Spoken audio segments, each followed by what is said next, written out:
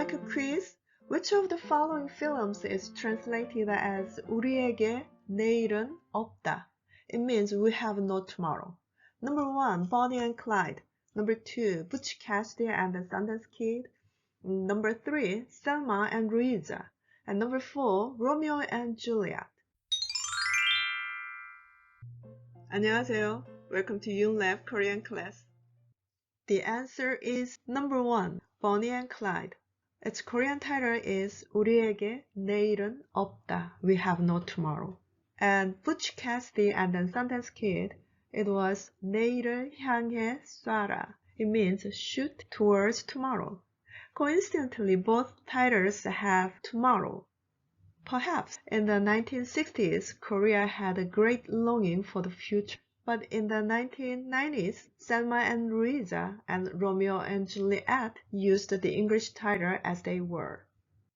Like this, there are many films just written in Korean as the English title says. I know it's very difficult to say the English words written in Korean. Don't get stressed, just say it in English. Or, if you are eager to pronounce correctly, could you repeat after me? Space Odyssey, Blade Runner, Leon, Contact, Matrix, Once, Interstellar, In Time, Dune. You made me happy. Thank you. Wait, shall we start after learning a few words? In Korean, spoken translation is 통역, and written translation is 번역, and direct translation is 직역, liberal translation is 의역, and mistranslation is 오역. First, 직역, direct translation. Do you like this movie? Her was translated into 그녀. In Korean, we rarely use personal pronouns when we speak, but we use them when we write. She, 그녀, he, 그, they, 그들, it, 그것. You can find 그녀 in the Korean movie My Sassy Girl, 엽기적인 그녀.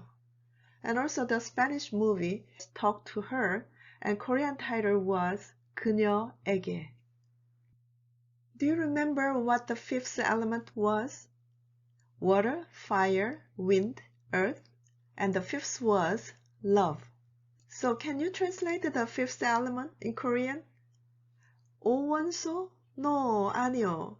오원소 is 5 elements. The fifth element is 제5원소.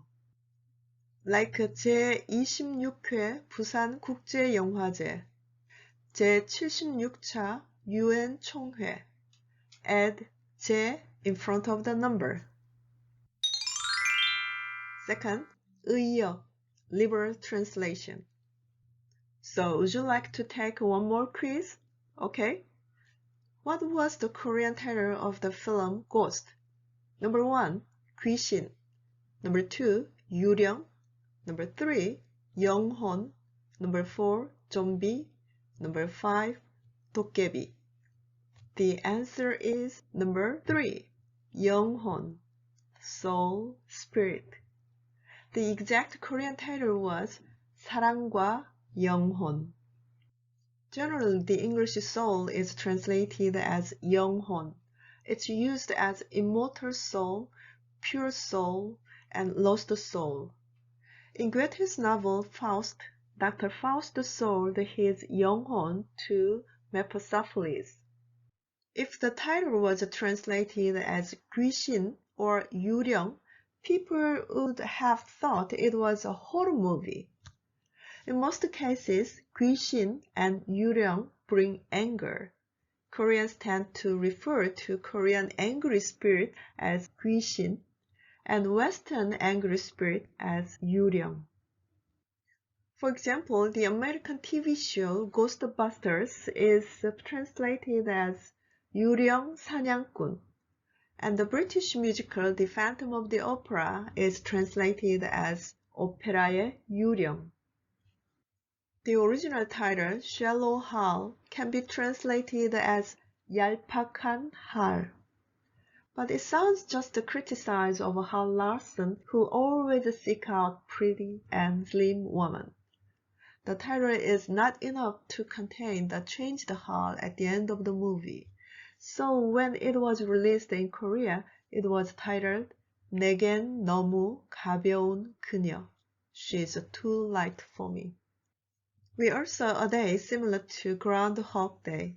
It's a 경칩 that frogs wake up from their hibernation. But the Korean title was 사랑의 black hole of love.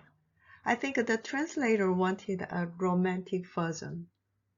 The English title Gone Girl literally translates to 사라진 여자, but it was titled 나를 찾아줘, Find Me.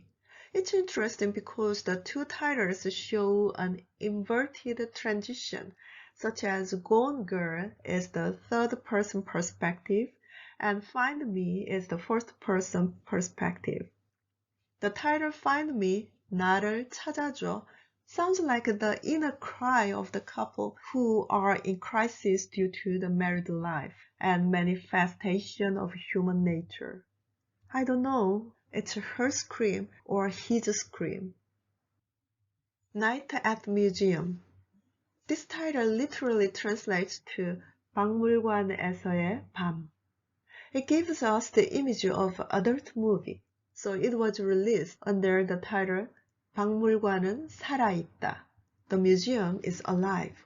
Because at that time, people's interested in live exhibitions were growing. The adjectives live, living, and alive are well developed in English, while in Korean only one word, 살아있다, is used for people, animal, and things. So Korean students spend a hard time to use these three words correctly. You can use it like a 살아있는 사람, living person, 살아있는 호랑이, 살아있는 박물관 as attributive function, or 사람은 살아있다, the person is alive, 호랑이는 살아있다, 박물관은 살아있다 as predicative function. Third, 오역, mistranslation. Legends of the Fall. The Korean title was 가을의 전설. It means Legends of Autumn. However, it was not only Korea, but Sweden and France also translated it as 가을, autumn, and Germany translated it as 열정, passion. So I think this is a paraphrase by translator's intention, not a mistake.